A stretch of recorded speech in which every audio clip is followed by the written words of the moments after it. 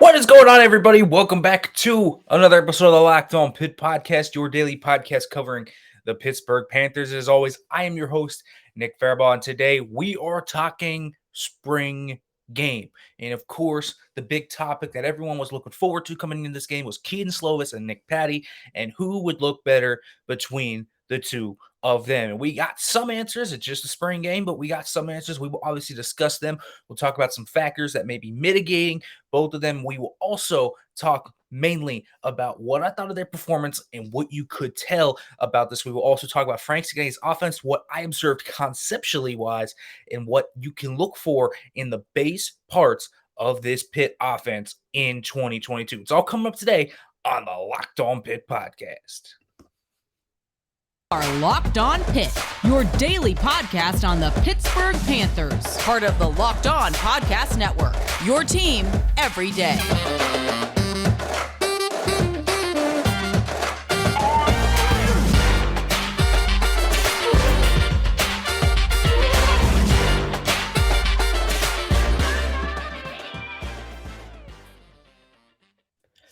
What's going on, everybody? Welcome back to the Locked On Pitt Podcast. As always, if you are listening to this, make sure to leave a review. If you are watching this, make sure to like, comment, subscribe, turn on the notification bell, do all that great stuff. Love all the support. Get on here, folks. And as always, thank you for making the Locked On Pitt Podcast your first listen every day, everyone. So today, it is the first episode after the spring game in which the gold team defeated the blue team 10-7. Nothing too flashy in terms of what we saw. Not a high-scoring game, a sloppy game. The weather wasn't great. Everything you thought it could be, it pretty much was. And so this was not some beautiful football game where I saw textbook this and textbook that. This was a sloppy game, and it was a bad game for the offensive line. An extremely bad game for the offensive line. And it's okay. There were a ton of guys that were out. Now, I'm not just talking about Cradle, Hoy, and Drexel. I mean, Terrence Moore was out. Branson Taylor was out. There were a lot of guys that would be competing in that role that were out. And obviously, another thing is offensive line, such a tangentially concentrated chemistry position. So when you have all those moving parts and you're not with the same guys you're used to, and you're with a walk-on center, both teams are with walk-on centers. So that really threw kind of things for a loop, right? And so when that ends up happening, oftentimes your stuff can get thrown awry and you won't necessarily have the game you want because you're just not going to see good protection, especially when you go up against Pitt's defensive line. I mean, good Lord, what a performance by the defensive line. We'll talk about them as well later in this week and why I'm just so excited about this defensive line. What a dominant group they were in that game. And so this has to be a preface to what we're discussing with the quarterbacks. Because let me be real here. I can't truly discuss the quarterbacks without mentioning that. I can't truly discuss the quarterbacks without mentioning that this is also not going to be the receiving core they're all going to work with. Jordan Addison didn't play in the game. And Kedon Mumfield and Jared Wayne and Addison are all going to play together. And so you're going to have those guys work together, and those guys are going to be instrumental parts of your offense. And so it's hard to evaluate based off one spring game. But what I always say is you can at least look at traits. You can look at some progression, some things they do to help them fit into the offense a little bit. And so here's just a few things personally that I saw that I thought was pretty solid. And I think the big one here is that I did not see a huge difference between Nick Patti and Kedon Slovis. In terms of the overall all-around play of both of these guys, they were very even. You can make an argument, I think a very good one at that Nick Patti was the better of the two. There was one area, though, I think there were 2 areas actually, both going different ways, where I saw the clear distinctive, boy, these are just different. These guys are different in these ways. The first one was arm talent.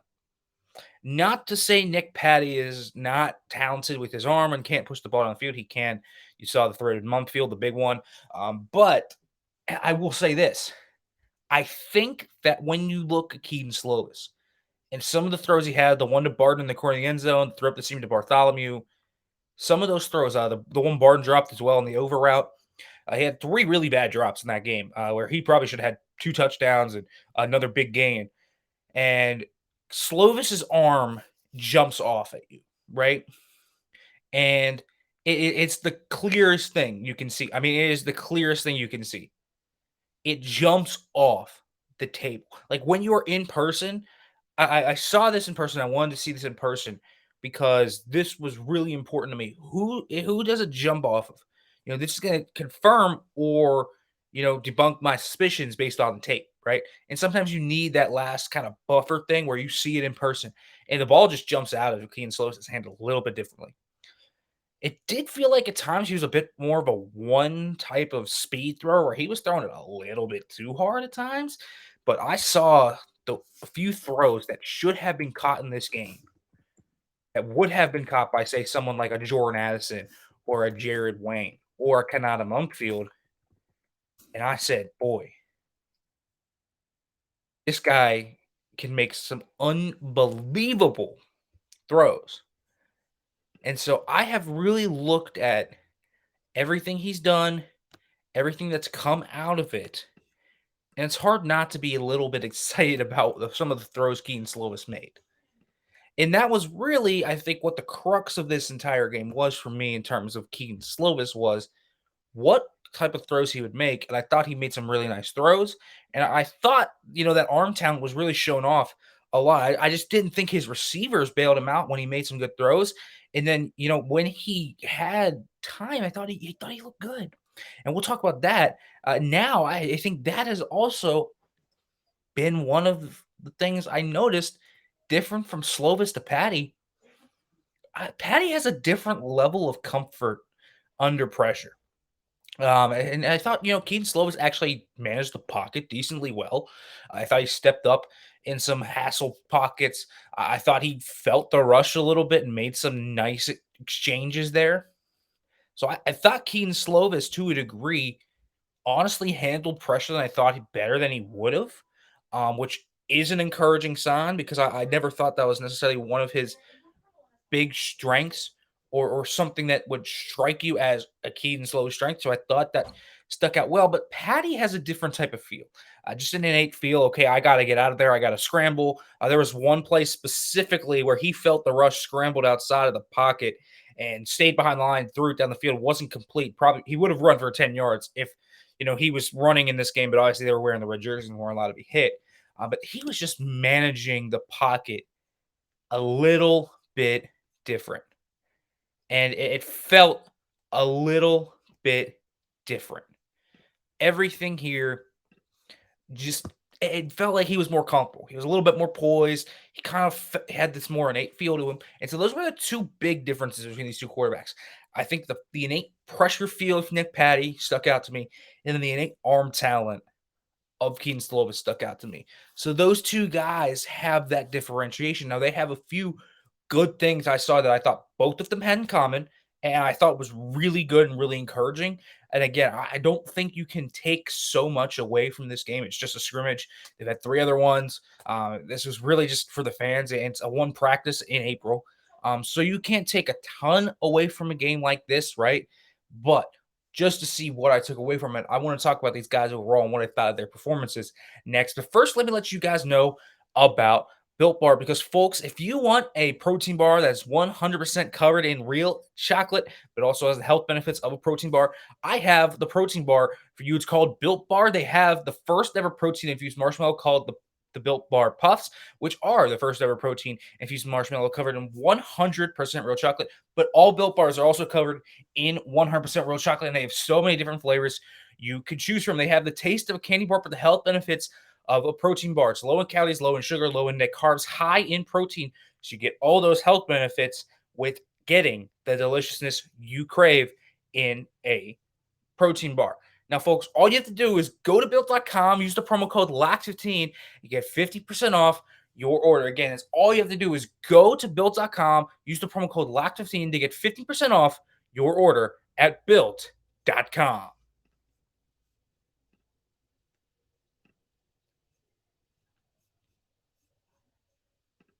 All right, folks, welcome back here to the Locked On Pitt podcast as we're continuing to talk through Kedon Slovis and Nick Patti's performances in the spring game. And I think that this is a game you don't want to put too much weight into.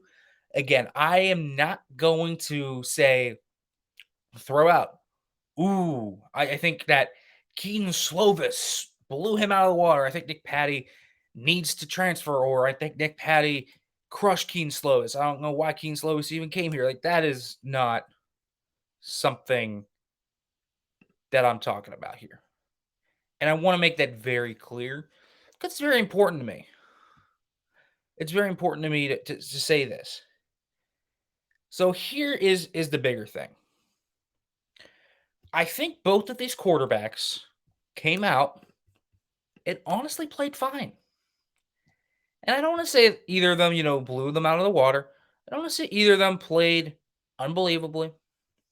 Don't want to say either of them were unbelievable. I don't want to say any of that. What I do want to say, though, is that this game, to me, encapsulated a really good overall arc I felt about both these guys. I think they have two ACC capable starters. And I'm willing to say that about Kedon Slovis. I was willing to say that about Kedon Slovis before this game. It just reaffirmed it. But you knew that based on the tape in his past. He had ACC starter stuff.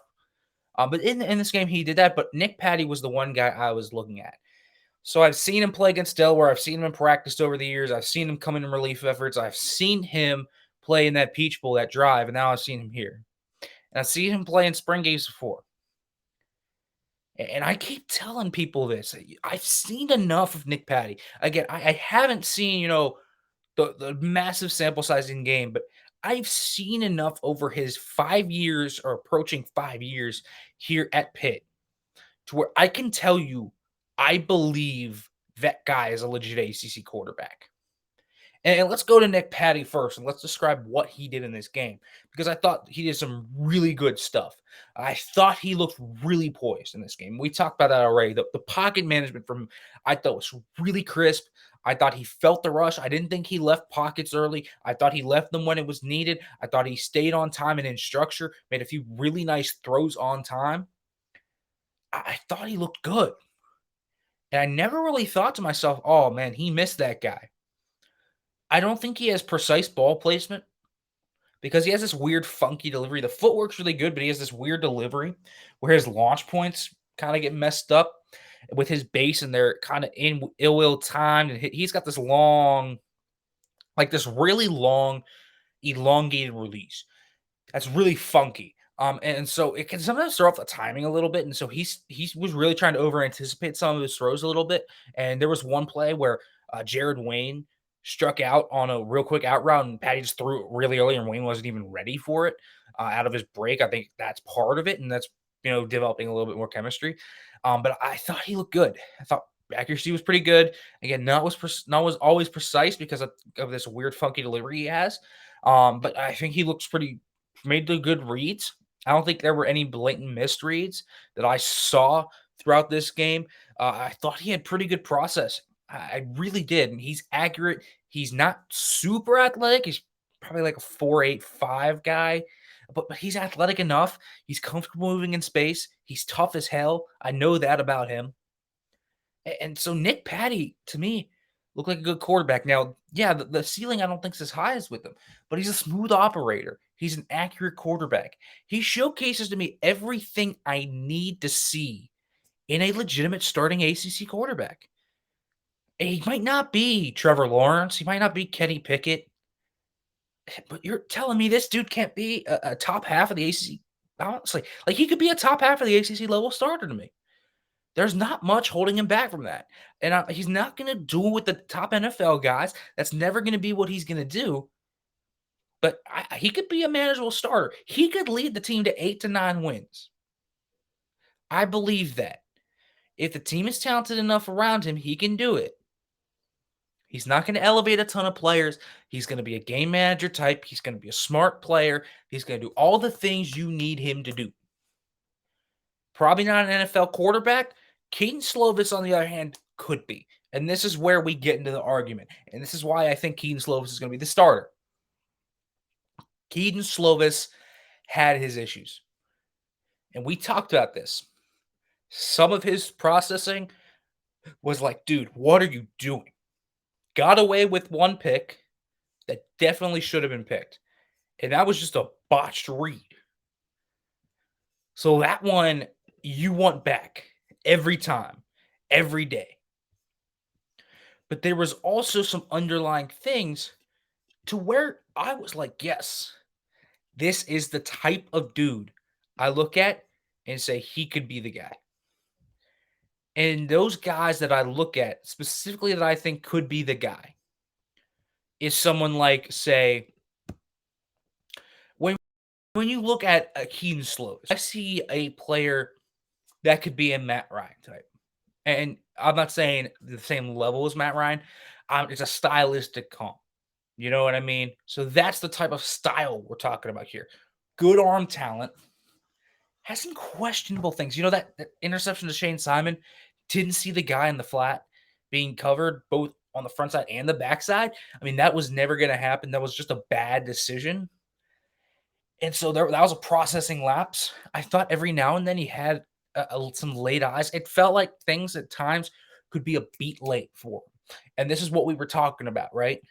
Every time he had to go from 1, 2 to 3, and we only saw this about 3-4 times in that game because he just didn't get the protection to showcase that off a lot. But every time he had to go to 1, 2 to 3, go backside, front side, or front side to backside, it was just late. He's not going to be the guy to picture that from 1 to 2 to 3 and be able to mentally picture what's on that backside.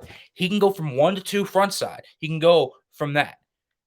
And that's where he's good. He can read that. And I thought he did that a few times. I thought he specifically did that on the Gavin Bartholomew throw where he probably should have caught that. He was looking for the go ball on the outside, came back up the seam, so I had a one-on-one on the Shields and took the shot. I thought that was a nice throw, but those are both front side reads. When he is asked to pivot over to the backside, and he was on that play, right? Saw his look on the front side, wasn't open. So he came backside and went to the swing route. He just didn't read it. He's not able to paint the picture of it. And maybe Simon was kind of ball hogging that because he's seen in practice. That's certainly possible. But understand that Kedon Slovis does not have that 1 to 2 to 3 to the backside progression stuff yet. I didn't see it. One thing I did see, I thought that was encouraging. He moved pretty well. And I thought he looked pretty decently mobile, if you will. Not a guy that's going to run a ton, but a guy that can step in the pocket, understands how to move in the pocket a little bit better than I thought he would. Again, I still thought he got a little deer in the headlights with it and kind of froze at times. But I also thought that when you looked at what he did when he was, say, on play action on bootlegs, off the wide zone play action fakes, I thought he looked good. The throw to Jalen Barton on that over route, fading away off his back foot, threw it perfectly. Barton just dropped it. I thought it was a really nice throw. I thought he looked really comfortable moving and throwing on the move. I thought that was a really positive thing. That was one of the big things we talked about him showing. I think he showcased that well. I thought that was a big thing for Kedon Slovis in this game to showcase. Not that was good. Again, it's kind of tough to simulate the progressions and such a weird environment where you don't have your receivers, where you don't have your offensive line, where you don't have everybody you're going to work with. I thought Kedon Slovis looked fine. I wouldn't panic about Slovis. I wouldn't panic about Patti. You can't take a ton of stuff away. These are just observations about how I thought it played out similarly to what we thought it would. But again, I think the good takeaway from this game for me is I think Pitt has 2 legit ACC level starters. So I think that's always a good thing to have on your plate. Now, folks, I do want to discuss Frank Cignetti's offense and kind of what I saw from it a little bit and how we're working together here, and also the specifics of him and Kedon Slovis, because I thought this was something that really caught my eye. But first, let me let you know about BetOnline, because BetOnline.net is your number one source for all your betting sports needs and information. Find all the latest sports development, leagues, reviews, and news, including this year's basketball playoffs and the start of the Major League Baseball season. BetOnline is your continuous source for all your sporting wagering information, from live betting to playoffs to esports and more. Head to the website today or use your mobile device to learn more about the trends and the action. Bet online, where the game starts. Welcome back to the Locked On Pitt podcast, everybody. As we are talking through some of the spring game stuff. Today, we will talk mostly about the quarterbacks. Today, we will obviously talk about the bigger takeaways later in the week tomorrow as well, and some of the big winners that I saw from the game overall. But today, offense-centric, quarterback-centric, Slovis, Patti, Cignetti. But this is the Frank Cignetti offense we saw, and it's the very bare bones stuff. Very bare bones stuff. Pat Narduzzi said, as such, we did not see a lot of this offense, right? There's a vast field of this offense that still has yet to be revealed. But I think we are at the stage where I think you take a play and you add in, you take a play, a package, whatever it might be to the offense, and it's not so foreign, right? The base stuff of the offense, the base philosophy of the offense, we have seen. And so there were a few things I saw that were really interesting to me. First of all, wide zone everywhere. I mean, good Lord, we saw a ton of wide zone in this offense yesterday, and it was pretty striking. You saw a lot of play action stretch bootlegs. You saw a lot of stuff that you would see in, say, Sean McVay's offense, Kyle Shanahan's offense. You saw a lot of those concepts, right? You saw a lot of mid zone as well. So very modern pro style scheme, which we expected, but the wide zone stuff is all there, which is very intriguing to me. You also saw a lot of mid zone. That's kind of what Daniel Carter really looked great on. A big dude burling downhill on a one-cut read on that one touchdown he had with the blue team. That was impressive. So when you look at this conceptually, that is what you saw from the run game. The wide zone stuff can do a lot of different things to play with the defenders. I thought, by the way, Pitt's linebackers did a really nice job staying disciplined. And again, maybe they had just seen it all spring, and that's cool. But I thought that was a good sign. For Pitt, the wide zone stuff was the big conceptual thing. I thought in the passing game, I thought this was really interesting. I saw a lot of diverse type of routes. I saw a lot more routes than I thought I would. You saw over routes, you saw deep posts, you saw glance routes, you saw slants, you saw flats, you saw a dino route. If you don't know what a dino route is, it's post corner post. That's the route that kind of Mumfield ran on the 55-yard play to open the game. So there were a ton of routes, and obviously the go balls. They ran a diverse route tree, and I think this was something else I didn't see enough of on Frank Cignetti's Boston College type of tape. And maybe he just thinks he has different receivers here to do different things. But he had Zay Flowers there, so it's not like you were devoid of receiver talent at Boston College. But maybe he just feels like he has different types of receivers here they can do more with, because the route tree was very diverse, very open, a lot of high-low stuff, a lot of flood concept stuff. Off that play action, they really like to open up the middle of the field, which I like. A lot of different routes in this playbook, and it was a lot more diverse for a spring game than I thought. I thought that was very notable. In terms of alignments, here's another thing that I saw. When you look at someone like Daniel Carter, I thought the multi-usage in him was really interesting. Saw him line up as a fullback, an H-back, and a running back. So that shows me a utilization of talent, the ability to get your guys on the field regardless of what they do. If you think they're worthy of playing, they are worthy of playing. I thought that was very interesting. I thought that was very fun to see. I thought overall that was really one of the better things to see, right? And so this was something that I thought was really good. And then also formations, a lot of unbalanced types.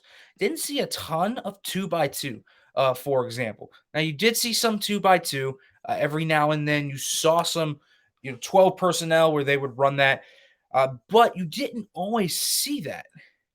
And so I thought you saw a lot more 3-by-1, for example. Sometimes if 4-by-1, if you count the running back, you saw a lot of heavy sets to one side out of the shotgun specifically. And I also thought this was interesting because this is a very NFL type thing that we're seeing when they were under center, specifically with no fullback. And I want to say with no fullback because it's very important. With no fullback, I thought you saw a lot of condensed alignments. And what I mean by that is I didn't see a ton of guys way out here. If they're split end, I didn't see them all the way out here. If they're a flanker, I didn't see them all the way out here. These guys were coming in and very condensed. The formation was all condensed, and that made the space was condensed. And so that's a very NFL thing. So the wide receivers this year are going to have to block a little bit. And those guys are going to have to make things happen. And we saw Kedon Slovis make a big play out of that. He had a condensed set, motioned in, and look what happened. So we're going to see that a lot. Stacked alignments, stuff like that. Very NFL heavy offense. And that was something that really struck me. And Kedon Slovis said that, they watched Eli Manning and Aaron Rodgers, and it makes complete sense because to watch someone, run, say, a LaFleur offense, which is a different variation of the McVay offense, makes complete sense, right? And so I think that is something that's actually going to hate Kedon Slovis. This is such an NFL offense. It feels like you're watching one of those McVay disciples when you watch this offense. It really does. This is the Frank Cignetti offense. It really is so similar to what Sean McVay runs in Los Angeles. And so that is what you're going to see schematically. And I thought it was very interesting. You saw all those tight alignments. You saw all the ability to kind of mix and match personnel and try to relay matchups, even in its base form. And that's what I really took away from it. And so for Kedon Slovis, middle of the field's going to be wide open, man. That's your big thing. And that's how he made it easy. The one read stuff is through the middle of the field. It's the most plentiful part of the field. It's the most rich part of the field. It's going to be where he's going to attack a lot. And so he made it easy by doing it very interestingly with attacking matchups, attacking mismatches, making sure that this was the alignment you see. It's leverage reads. And that's all Kedon Slovis has to do is read leverage. And he can do that fine. That's a very easy read for a guy like Kedon Slovis to make. So very interesting to see this. And it's interesting to see what Frank Cignett's offense has kind of morphed into, because even this looked a little different than what he ran at Boston College. And so this is going to be a really fun offense, I think, to see evolve over the year. And I'm really looking forward to seeing it over the summer as he implements more and more things. All right, folks, as always, thanks for listening to the Locked On Pitt podcast. We will be back tomorrow. Of course, we'll talk about guys like Shane Simon, Daniel Carter, more Kanata Mumfield. We will talk about the winners of this game, and we will talk about how everything is working out for this group coming into 2022. It's all coming up tomorrow on the Locked On Pitt podcast. As always, thanks for listening. As always, hail to Pitt.